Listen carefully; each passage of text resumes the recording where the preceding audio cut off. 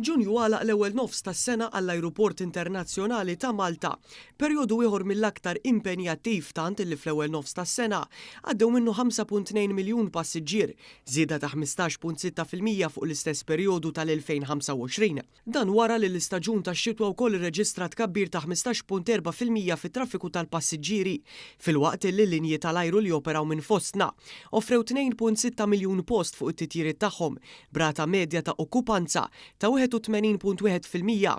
Fl-istqarrija l-MIA wkoll qal li matul Ġunju żdiedu żewġ rotot ġodda strateġiċi, dik ma' Norwegian lejn Billund fid-Danimarka u Delta Airlines fl-ewwel titjira diretta minn New York li komplew isaħħu n-netwerk ta' pajjiżna.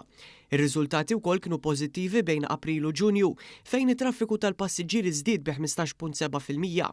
Fl-ewwel 6 xhur tas-sena, ir-Renju Unit baqa' l-akbar suq għall-Ajruport Internazzjonali ta' Malta b'20% ta' traffiku, għalkemm ir-rotta bejn Malta u l-Ajruport ta' Fiumicino f'Ruma saret l-aktar waħda popolari wara li qabżet ukoll dik ta' London Gatwick.